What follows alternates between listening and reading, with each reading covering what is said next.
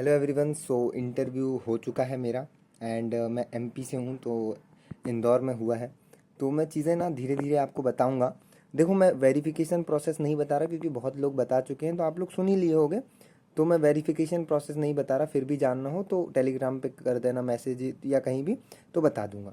बाकी जो चीज़ें हैं वो मांगे वेरिफिकेशन के टाइम पे वो ये लिखी हुई हैं, और जो चीज़ सबमिट की है जैसे कॉल लेटर बस सबमिट किए हैं तो वो लिखा है, ठीक है।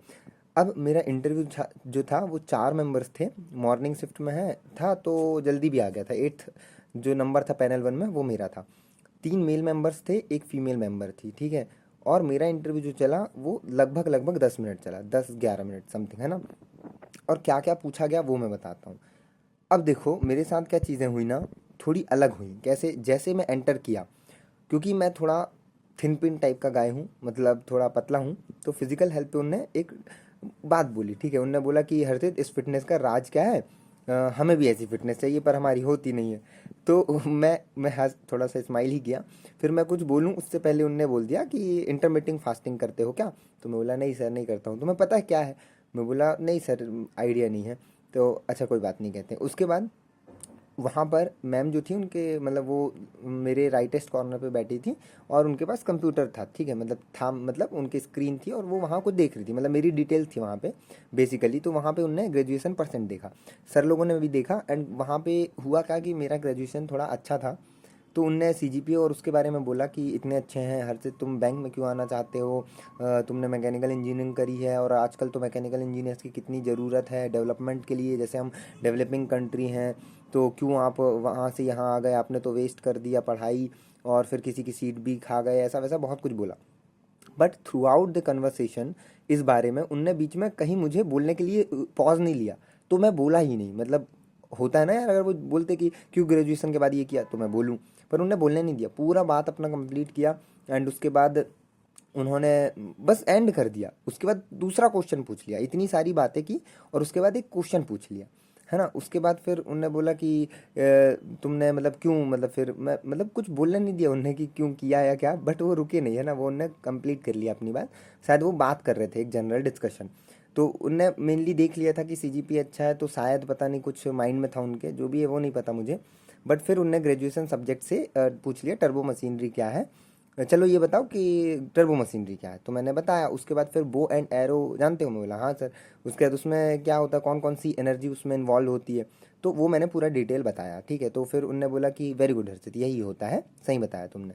उसके बाद फिर उनने सर ने मतलब फिर यहाँ पे क्या हुआ, मेरी मतलब घर के बारे में, ये वाला क्वेश्चन बाद में आया। घर के बारे में पूछा कौन कौन है, मैंने बताया। और क्योंकि मेरे घर से मेरे भैया और फादर जो हैं वो मेडिकल बैकग्राउंड से हैं, मतलब डॉक्टर हैं। तो उनने बोला कि क्यों आपने डॉक्टरी नहीं करी, आपने यहाँ क्यों आ गए? तो फिर मैं बोला सर कि मतलब उनने ये बोला था कि सब लोग थे तो ऐसा नहीं चाहे वो लोग कि आप भी डॉक्टर बन जाए। तो बोला नहीं सर, ऐसा कुछ रिस्ट्रिक्शन नहीं था उनने कि यही करना है। तो बोला रिस्ट्रिक्शन नहीं था, या फिर उनने बोला और आप माने नहीं? मैं बोला नहीं सर, फ्रीडम दिया हुआ था। तो बोलते अच्छा फ्रीडम था। बोला यस सर। तो बोलते हैं हाँ कोई बात नहीं। फिर उसके बाद फिर मतलब एकदम कैजुअल टॉक्स था, सब हंस रहे थे, नॉर्मल स्माइल था मेरे फेस पे भी उनके फेस पे भी, और सिंपल था। मैं जैसे ही एंटर किया था ना, उन्होंने ये बोला कि फिजिकल हेल्थ वाला, उसके बाद बोले हाउ आर यू हर्षित? मैं बोला मैं बढ़िया हूँ सर, आप कैसे हैं? तो फिर वो नॉर्मल बात हुई, फिर बैठ जाइए बोले, फिर मैं बैठ गया।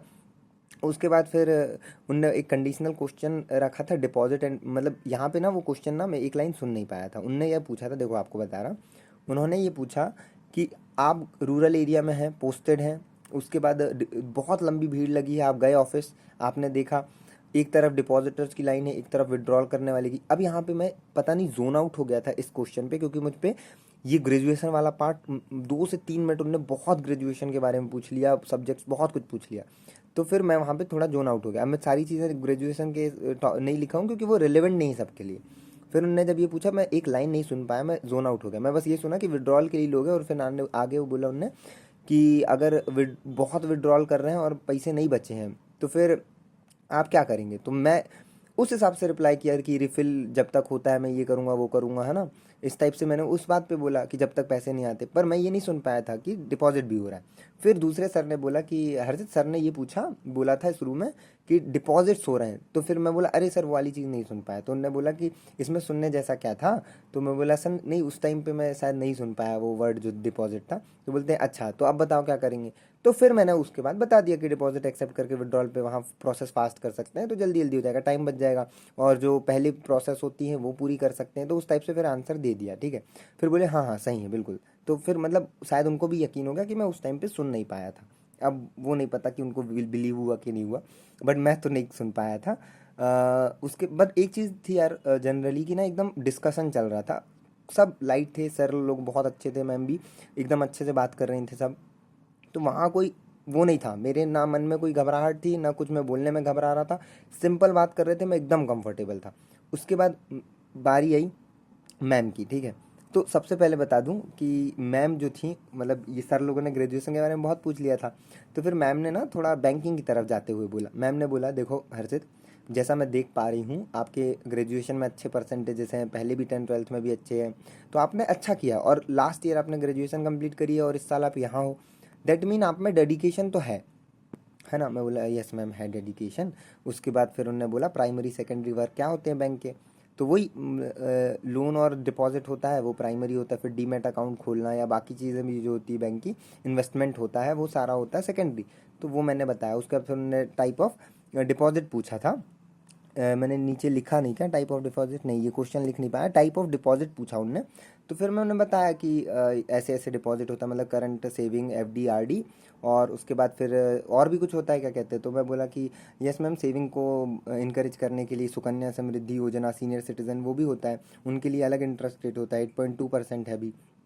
तो ये वाली बात आई। उसके बाद यहाँ पे मैम ने ना विलफुल डिफॉल्टर इसके पहले पूछ लिया था, डिपॉजिट के पहले विलफुल डिफॉल्टर क्या होता है ना, और उसको बचाने के लिए क्या कर सकते हैं। तो विलफुल डिफॉल्टर आप लोगों को पता ही है कि जो लोन रिपेमेंट कर सकते हैं पर करते नहीं है, चाहे लालच की वजह से, चाहे कोई भी उनका पर्सनल गेन हो। प्रिवेंशन के लिए आजकल केवाईसी हिस्ट्री चेक होती है, अगर कोई कंपनी है तो क्रेडिट रेटिंग होती है, एजेंसीज उसको क्रेडिट स्कोर रेटिंग्स देती हैं, उस हिसाब से लोन देता है बैंक। तो वो सारी चीज़ें मैंने बोला। उसके बाद उन्होंने सीनियर, दूसरे सर ने जैसे ही सीनियर सिटीजन वाली स्कीम की बात आई, सर ने बोला लिमिट क्या है उसकी, कितना वो कर सकते हैं जमा। तो मैंने यहाँ पे क्या हुआ, मैं पढ़ा तो था बट मुझे याद नहीं आया। तो मैंने बोला सर मैंने पढ़ा था इसके बारे में बट अभी मुझे याद नहीं आ रहा है। तो उन्होंने बोला कि चलो ये जो याद आ रहा है वो बता दो। तो मैंने बोला कि सर लास्ट टाइम मैंने जो पढ़ा था शायद 15 लाख थी उसकी लिमिट। तो फिर उन्होंने बोला हाँ 15 लाख थी, अब डबल हो गई है, 30 लाख कर दिए।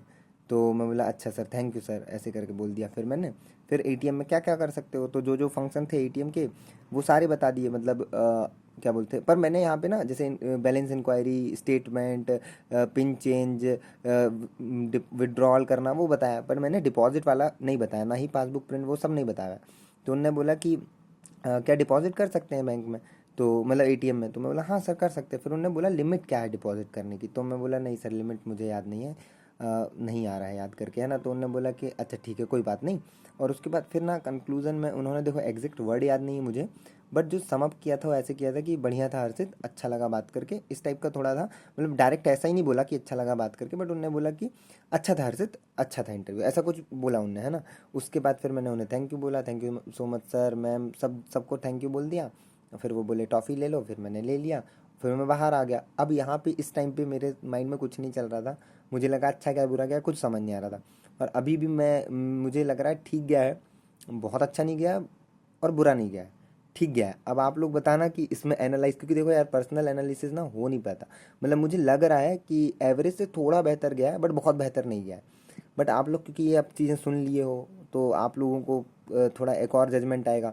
बट हाँ ये नहीं समझ आएगा आप लोगों को भी कि जो इंटरव्यू पैनल उस टाइम जो सर मैम थे वो कैसे बिहेव कर रहे थे या वो क्या था। मतलब मुझे जो समझ आया वो ये आया, क्योंकि मेरे एंटर करते ही 4 मिनट उन्होंने सिर्फ ग्रेजुएशन के बारे में पूछा। तो ये समझ नहीं आया, मतलब मुझे ये लगा कि उनने ना प्री एक वो बना लिया, मतलब जैसे उनने मार्क्स वगैरह देखा होगा और उन्होंने ये सोच लिया कि नहीं यार ठीक है, अच्छा पढ़ता है और फर्स्ट अटेम्प्ट में यहाँ आया है, चलो बात करते हैं। मुझे ऐसा लगा क्योंकि क्वेश्चंस में इस टाइप का जबरन नहीं था कि भाई जवाब दो, ऐसा टाइप का कुछ नहीं था। या फिर जो भी क्वेश्चन पूछे उनने, कई चीज़ें तो बस बात कर लिया, उनने पूछा ही नहीं, मतलब आंसर का वेट ही नहीं किया, वो आगे बढ़ गए। तो इस टाइप का भी हुआ, तो मेरे को ऐसा लगता है ओवरऑल। बाकी मेरा ठीक था, आप लोग बताना आपका कैसा रहा।